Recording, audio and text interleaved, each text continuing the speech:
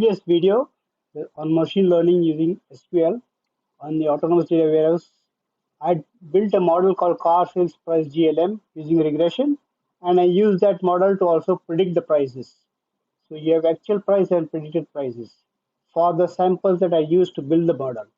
But what I also say is that you should use this model and then test it against out of sample data.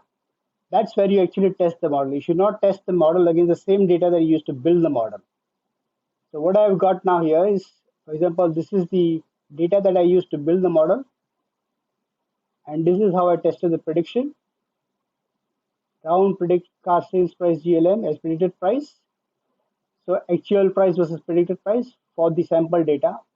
Now what I have here is 4 records which are out of sample.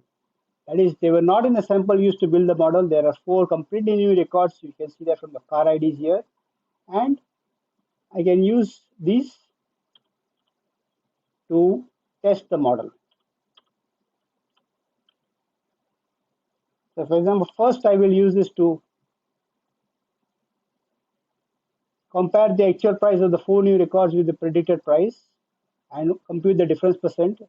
Here I'm just showing you the difference in percentage. You can have differences absolute numbers, differences squares. You can use standard deviation. You can use a variety of statistical measures to compute the accuracy of the model you've built. But the main idea is you have to test the model against data that you did not use to build the model. So your build or train data set is one thing, and your test data set is another set of records. And I also said that you can actually now use the model to predict the price. You don't even know the price, you can actually predict the price. So in this case, for example, for this 4 new records, let's say somebody comes to us and says, I have 4 cars with these parameters, year of build, mileage, miles per gallon, engine size. Can you predict the price? I use my prediction model here, car sales price GLM. Based on these 4 attributes, these 4 independent variables, I compute the dependent variable, the predicted price. So now I can, once I'm comfortable with the model, compare the actual price with the predicted price, I can now actually go and actually predict prices for where I do not even have the actual price.